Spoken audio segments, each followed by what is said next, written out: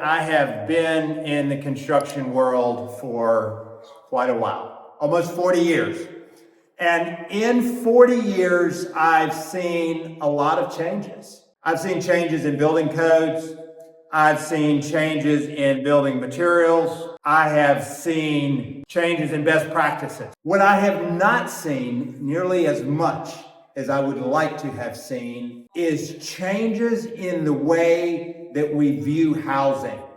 Too much of our housing is still what I call Peter Pan housing. It's built for people that never grow old. But I'm not here just to talk about construction. I'm here to talk about a shift in how we think about housing in America. Because housing is not just about foundations and floors and walls and roofs.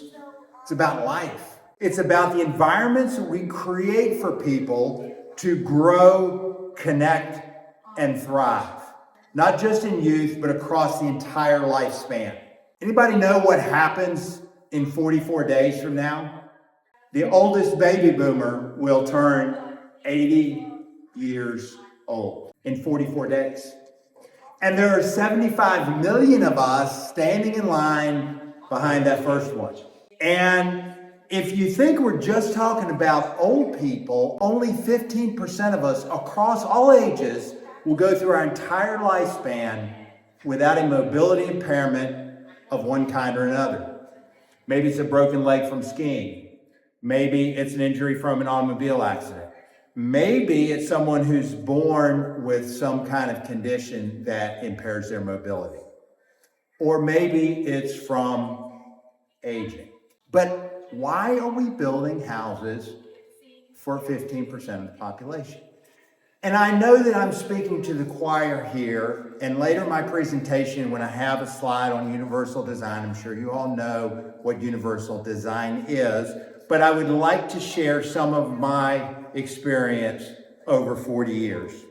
So today, I want to challenge us to think differently, to move from building by default to building with intention, to ask, what kind of life are we designing for? And how can our research, teaching, and advocacy shape a future where housing supports people not just where they are, but where they are going? Let's begin with a hard truth. Most housing in America is built by tradition, not by intention. We replicate what's familiar. We follow outdated models. We design for the average, not the evolving. And in doing so, we miss the opportunity to create homes that truly support the lives that people want to live, especially as they age. Builders, as a rule, are hesitant to change. We know that the methods and the materials that we've used for decades work. The new ways, who knows? And there are many examples over the years of new products that turned out to be a problem after they were installed. There was a new method of creating fire-treated plywood that came out in the 70s. It was all the rage. No one knew that after decades in a hot attic, it would begin to crumble. Quest plumbing had a tendency to leak. And more recently, Chinese drywall smelled so bad that it had to be removed and replaced on thousands of houses. So it makes sense that builders would be hesitant to try new things. So in the 17 or so years that I have been advocating for aging in place, accessible living, universal design, I found very little movement in the marketplace to accept those ideas. So builders will change the way they build when and only when the home buying public demands it. And the home buying public will demand it for one of two reasons. One, someone in the household experiences a traumatic life event. Maybe someone falls and breaks their hip and they can't get in and out of the house. They can't get in and out of the bathtub. They can't function in that house. Or someone comes along and educates them. Let's talk about longevity. We are living longer. In spite of the fact that the United States ranks number 48 in the world in average lifespan and number 72 in the world in average health span, which I think is inexcusable. We in this country, with the resources we have, with the talent that we have, with the knowledge that we have, should do better than that. But in spite of that, we're living longer. In 2034, 9 years from now, there will be more Americans over the age of 65 than under the age of 18 for the first time in history. And this presents a challenge. Our housing stock hasn't kept up. In fact, most homes are not designed to support aging in place. And it's interesting because we think about disability. And to me, disability is not primarily a deficit in the person's ability to do a thing. It's a deficit in the interface between the person's ability and the environment in which they were living. If I walk up to a house and instead of 7-inch steps, there are 7 footsteps to get into that house, I have become disabled.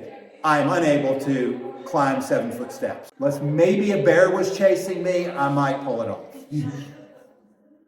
So multiple surveys, an average of 84% of older adults say they want to age in place, say that staying in the home where they live is a priority. But yet, only 10% of our homes have the most basic level of accessibility, defined as 1 0-step entry into the home, a bedroom and a full bathroom on the same level as the 0-step entry, and only one accessibility feature in that bathroom. So a home with a single grab bar in an otherwise inaccessible bathroom would qualify for this standard, and still we only have 10% of our homes that meet this standard. And then there's the epidemic of loneliness. I read recently that loneliness is as detrimental to health as heavy smoking. That's not just a social issue, that's a public health crisis. And when we talk about congregate living, we talk about senior living arrangements, those may reduce social isolation. They do not necessarily reduce loneliness. You can be lonely in a crowded room. And so when we're talking about housing, we're not just talking about housing, it's the total environment. A key attribute of the blue zones, the 5 regions in the world where people tend to live the longest and be the healthiest, all 5 of those regions, social connection is a strong component of their society. Family connection, community connection is an important part of their culture. Something to think about. So reframing aging and housing. I got into the aging in place market in 2008. Prior to that, I was a framing contractor. We were framing large, expensive homes. One day in 2008, I woke up and there were no homes being built. And so I had to find a new way to make a living. And as it happened, my parents, who had been living in an age-restricted community in Arizona for 15 years, moved back to Salem, bought a house, and to get some help with taking care of my mom. She had had a stroke. So the house they bought, like most of the houses in this area, had 6 or 7 steps to get in the front door, had 6 or 7 steps to get in the back door, and so I built my very first wheelchair ramp. And I got to thinking there's probably a lot of people that need home modifications, that are trying to stay in their homes and they're struggling. So I got some training, I earned some of the certifications that Mackenzie mentioned in my introduction, and I went to my office and sat down and waited for the phone to start ringing off the hook. It did. And so for years, my marketing message was very similar to the medical alert commercial. You remember the one? I've fallen and I can't get up. I would tell people, you're going to get old and weak and sick and decrepit, and you should probably modify your home to make it more accessible. People ran screaming for the exits. Nobody wanted to hear that message. So recently I've had a shift in perspective. Instead of focusing on decline, I focus on possibility. My message today is more, you have control over how you age. I read recently that 25% of how we age is genetics. And much of the rest has to do with our mindset. It has to do with our lifestyle choices. It has to do with, are we staying active? Are we eating well? Are we sleeping well? And are we maintaining a good, positive mental attitude about our aging process? I read a book recently by Becca Levy, a professor at Yale, and in her study she found that having a positive viewpoint of what aging will be for me will add 7.5 years to a person's life. 7.5 years, that's significant. So let's stop treating aging as something to fear. Let's start treating it as a stage of life that deserves beauty, dignity, and purpose. Our society tends to view seniors as a burden rather than a blessing. I suggest we focus more on wisdom than on wrinkles. This is not just a personal mindset shift, it's a cultural one. And it's one that your research and teaching can help catalyze. So what does intentional housing look like? Let's start with universal design. As I said, I'm pretty sure everyone here is familiar with the idea of universal design.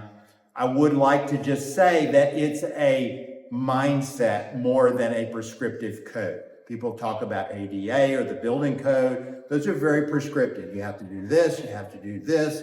The grab bar has to be 36 inches off of the ground.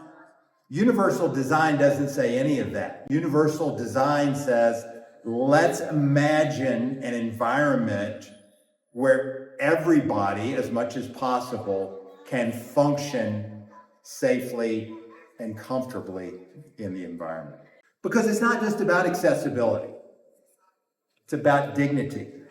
It's about flexibility. It's about creating spaces that adapt to people's lives, not the other way around. We also need to explore innovative housing models, co-housing, multi-generational living, what I call the Walton's model. Several generations living together under one roof has many benefits. Virtual villages. All of these models foster connection and community. These models are gaining traction because they address not just physical needs, but emotional and social ones as well. Imagine neighborhoods where older adults live alongside younger families, sharing resources, stories, and support. Imagine homes that evolve with their occupants rather than becoming obsolete as needs change. These are not pipe dreams. These are real, researchable, scalable solutions, and they need champions. This is where you come in. You are the architects of the future, not just of buildings, but of ideas. You have the power to shift the narrative. So I would challenge you, integrate universal design into your curricula across the board, not just in a dedicated universal design class, but to carry that ideology and that mindset into everything that we do. To encourage interdisciplinary research that bridges housing, healthcare, and social connection. I have a YouTube series on my YouTube channel, which I call Aging in Place is a Team Sport. I interview other providers. We talk about the different parts and pieces that it takes to successfully age in place. Housing is one part of the puzzle. It's an important part. Healthcare, finance, transportation, social and community interaction. These are all parts of the puzzle that are important for people to live fulfilled, purposeful lives throughout their entire lifespan. Partner with communities to pilot new models of inclusive living.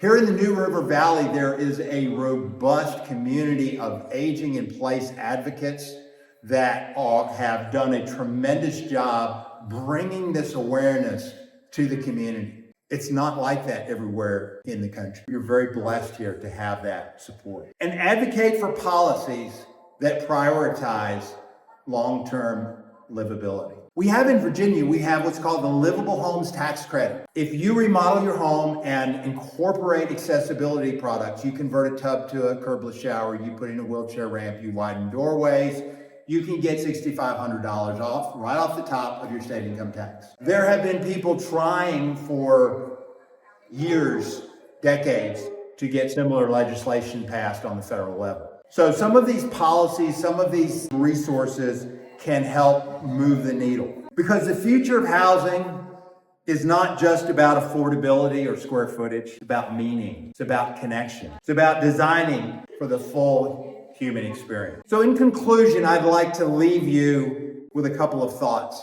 Number one, it's not just a house. It's a place for the rest of your life to happen.